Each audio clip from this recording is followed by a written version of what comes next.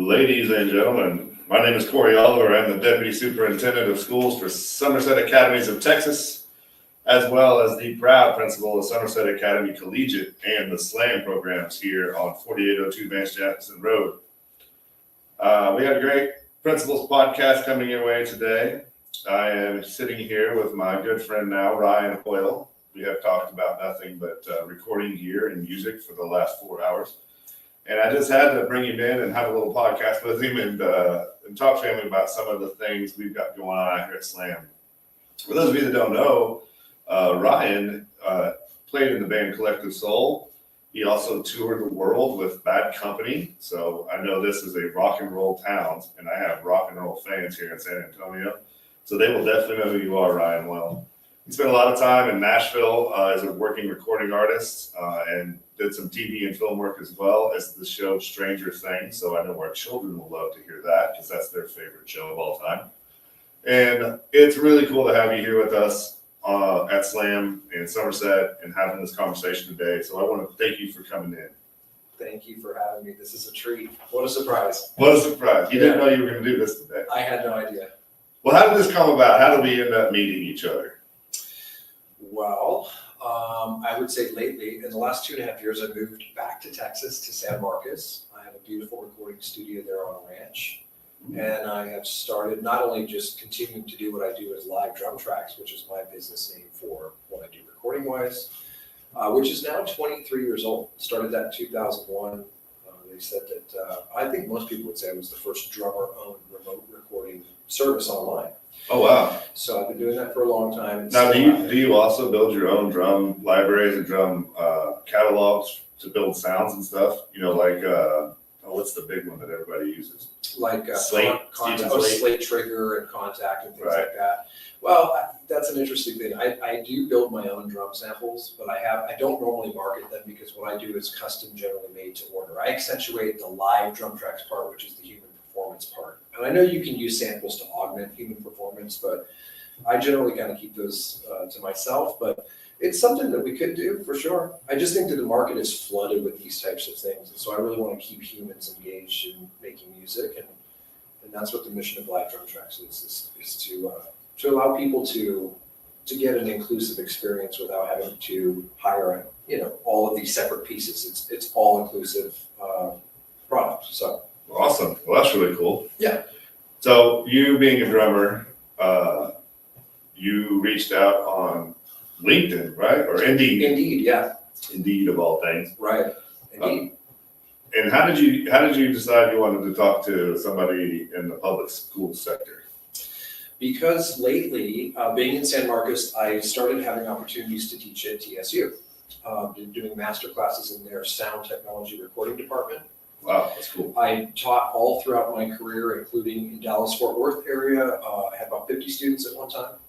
I guess I should apologize then for our small studio. Well, there's nothing small about Somerset. This is intense and incredible. But yeah, I just got a taste for teaching again at TSU. And so I felt very fulfilled, and it felt good to share this life experience that I've had. I've been fortunate enough to have. And so I started reaching out locally, and here we are. Here we are. It's incredible, to find people that want to share their passions, people that are experts in their field and just amazing folks that have been there and done that. You have a wealth of knowledge, I think, that every kid is curious about. Whether you're a former athlete that played in the NFL, whether you're, somebody like yourself who's worked in the music business and the television as well. I mean, kids are really curious about this. They become, what I say is they're inspired by performance. But a lot of them may not realize how much is available to them on the production side. And I always think having production school programs that get kids engaged in the computer, the IT side of things, get them engaged in the live sound side of things, or even the digital side of live sound, which is extremely complicated and expensive, but it's fun. Lighting, set building for theater, all of these things matter. Choreography for dance, that's performance, but when you add all of the other things around it, that's production, right? So whether it's costume design or the music itself, and I think that's what kids really, really want to know about. So I think it's amazing that you even want to come back out into to the world with us and education and help children, sort of find their purpose, achieve their dreams. So that's awesome. And I'm really glad we're having this conversation.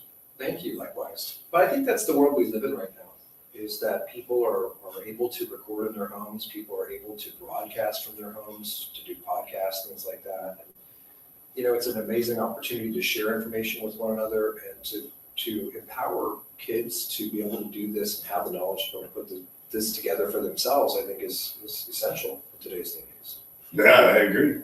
In fact, I mean, I don't know how old you are, and I won't call you out, but when we first started talking, when we were on our tour, you were saying something about how you still have this lifelong dream to be a broadcaster, which, Mitch Oliver decided to use against you and make you sit here and broadcast because I want to see it. You got the voice for radio and the face for TV, so you really knocked it out. Thank you. So how did tell us some of like your cool stories, your background stories about the things that you've done in the field in the industry? Well, where do I start? As you said, I work on Stranger Things. I did all the drums and percussion for season 4. We're just about to start season 5, so I know that a lot of people are interested in that, and that is a wild ride. Just as the show is wild to watch, it's wild to work on. Yeah. Everything is very confidential and under code words, and it's a wild experience because of the public interest in it. So I'm excited for that. I'll hit mute when I ask you a couple questions later on. Even the top secret. Yeah. I guess some wild stories. I don't know. I think that I have 2 that come to mind based on the credits that you read off. Collective Soul being, I got to play with my all-time favorite band for 6 years and 774 shows and 4 albums. And really, I was just talking about this last night. I think one of the things that I also like to get into with my education in terms of even technical and musical education is the relationships part. It doesn't always just matter about being better than somebody else. It matters the quality of the relationships that you can be a part of. And I think that that's been a big part of my story. And so with Collective Soul, it was really interesting. I was living in Nashville at the time. I had been warned, don't move to Nashville if you're thinking of rocking your way out of here. It's never going to happen. You got to be involved in country music or don't come here. And I said, I'm into it. I think that my whole mission was always to be in recording studios. And super long story short, I had gone on tour with at least 6 or 8 different mainstream country artists. Finally had my first backstage passes on the big Primo tour bus. Nice. Huge. I remember going to the little restroom for the first time and thinking, I made it. I made it. I just can't. How many times I said that to myself and I didn't do anything. So I was like, please don't drop your cell phone in this toilet. I was just shaking. I was so excited. So anyway, yeah. So it just comes to relationships. I had met a producer named Dexter Green, and he called me one Sunday, and I was feeling really, really sick. And he said, "Can you please come down here?" Because at that time I was doing a lot of drummer replacements. I don't know, it's a dark secret of the industry. A lot of times the band drummer it's not always the one you're listening to on the record. People don't know that. They come in, they record, and then as soon as they leave, the engineer says that was awful. You call somebody else and has them redo it. You come in at midnight, and then by the next morning, the drummer comes in and he goes, "You sounded amazing." Yeah. And he goes, "Oh, I do sound amazing." It was like, well, actually, somebody came in at midnight and replaced all the tracks. Drummers keep that real close, because how you hit matters. Oh, big time. Yeah. I mean, that's the key to all that. It right? really is. The technology starts with the player and the touch and the balance. And the groove, obviously, comes from all of that. But so anyways, I went in and I told Dex, I said, "I'm really, really sick today." He goes, "Dude, I don't care. Can you please come help me?" So we did 2 songs for a band in Atlanta called 5 Star Iris. And as a session drummer, you're supposed to keep your mouth shut. But we cut the first one, it went really well. And on the second song, I heard them kind of bantering about which one to, what song to do next. And I heard somebody say Ed Roland, Ed and I wrote this. And I was like, wait, what did he just say? And so I went over to Dex and I said, did he say Ed Roland just wrote this next song? I said, maybe we should do that one. And within 2 weeks, it went straight back to Ed, and I had a call saying, "Can you be in Atlanta?" Like now. That's a cool story. So it's about showing up. It's about relationships and also paying attention. If I hadn't heard that little thing that Ed had written the song, I don't know if that would have happened. So I think there's a lot of subtle lessons involved in developing relationships and being available, such as I am today. It's just awesome to spend time with you here. I think you just gave us about 15 life lessons in that, all the way from, you said percussionist on Stranger Things. The triangle matters, kids. We start you on the triangle for a reason. It's all about finding that time, making sure you can come in on cue. All those things matter. All the way up to what was your greatest life lesson was just say yes to opportunity, right? Because it will present itself over and over and over. And if you're not paying attention and you're not trying to put yourself out there, these things never happen for you. You have to put yourself out there. That's how big dreams come true.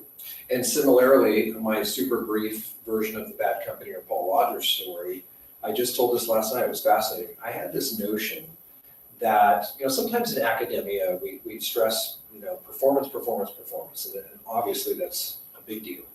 But I had this notion in college at UNT.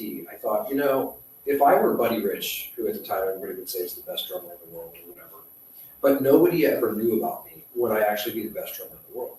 And it really struck me as this realization, like, if you're not equally spending time on practicing and marketing and developing relationships, then what's the point? You can sit in your bedroom all you want and be the best, and nobody will know. Absolutely. Max Oslo. Yeah, right. Ever heard of Max? I've heard the name. Oh man, that kid can play guitar. Oh, okay. He started playing guitar just in his bedroom. I think I don't want to say where he's from to mess it up. I don't want to offend him, but that kid can play guitar and just self-taught out of nowhere. But that marketing piece was just him and YouTube, right? Oh, okay. Or him and Twitter or whatever. Here we are. And here we are with this. People know Max Oslo. It's crazy. Mm-hmm. Well, it wasn't like that back in those days, but I actually made up promo packs. I think there's a pretty good lesson here. I went and had a professional photo shoot. I got a demo CD, a bio, everything. And I had these beautiful little promo packs put together, and I was able to purchase what's called a confidential management roster from a company called Polestar, and it has every single band manager from Pink Floyd to everybody. Oh, and wow. all their contact information, and you're not supposed to know about it. It's private. But somebody tipped me off. I was paying attention. So I called them. I may have told a little story, and I got a hold of this management roster. So my motto was, if I spent 3 hours practicing in a given day, I would spend 3 hours making cold calls and going to the post office and sending out these promo packs. And I would say conservatively, I sent out hundreds of these. I would show up at the post office with stacks and stacks of these things, and people would laugh at me, like, what are you sending out? And literally after hundreds and hundreds of these submissions, one seed started to sprout. And that was because my bio at the time said I was from the Pacific Northwest. Bad Company's manager was from the Pacific Northwest. So he reached out to me and said, hey, kid, stay in touch with me. I like you. That seed took 8 years to develop. And quite frankly, it was the only one out of hundreds of submissions that ever went anywhere. 8 years later, I get a call saying, Paul really wants to work with you. We're doing a full European tour. Can you be in Seattle to start rehearsals in 2 weeks? Wow. So I don't know what to make of that story. But Well, I'm not shocked. Having tried to live the same life that you lived, obviously didn't do it as well. But we got picked up for a show in Champaign, Illinois for Hell Yeah when they first came out, first album. Mudvayne was I'm a huge Mudvayne fan. Don't hold it against me, Mom and Dad. Huge Mudvayne fan. They're from Peoria, Illinois-ish, right? So they're right where, just a couple of hours from where I grew up. And then, of course, if you don't play metal if you don't love Pantera, right? And so I hung out with them as well. The only way Can't talk about that though. the only way we got that show was my guitar player's name was Ross Rafferty, and their guitar tech's last name was Rafferty, and it was such a weird name. And I go, this is in the early days of Facebook. I go, hit him up on Facebook and just say, hey, what are you doing? And that's all it took. So it's the same weird story. Like, you make this connection out of nowhere, and somebody goes, oh yeah, that'll work for me. Come on board. Yeah, people want to be related to, and music is deeper than just being good. It's about being able to reach people and be able to put yourself out there and really pay attention to when these opportunities arise, when it's your time to get involved. Yeah, and just that back to that first lesson that we were just talking about, kids. There are some things that happened a couple of weeks before that ended up getting us off of that show. So, that was an opportunity that I did not take advantage of, that I should have taken advantage of. But that's a life lesson for me as well. But it's important to know that, follow up on those opportunities when you have one. Definitely. So what are you doing now? What's your big thing that you're interested in now that you're thinking about K-12? Because the college world's one thing, right? But K-12, that's a whole different ballgame. Because we talked about the drum line, we talked about playing drums and those types of things, but this direction, as I said, we talked about broadcasting. It's kind of led down a little bit of a different path. So where do we stand at this moment in time? Well, first of all, I think you nailed it on our walk here. One of the things that really struck me about what you said, and again, this has been kind of reawakened within me teaching at TSU and really hanging out with kids that are so hungry for real world experience. And that's the number one thing that I see in touring this campus is that this is involved education. And getting back to what I was saying earlier, you gave me the keyword of all keywords from my life, from my experience, which is mentorship. And I think that when you have some real world experience to share, especially young people are very responsive to that. You're not just reciting things and telling them do this and don't do that. They want to learn from you because you've done something and been a part of something that they aspire to do. And being a part of a mentorship relationship for me is just incredibly fulfilling. And when you mentioned at the university level, a lot of times, there's just mentorship, I think, that needs to happen even before that point in life. And so that's essentially why I reached out to you when I'm here, because I had different mentors along the way. I wouldn't be here without them. And I want to contribute and foster the next generation and share what I can.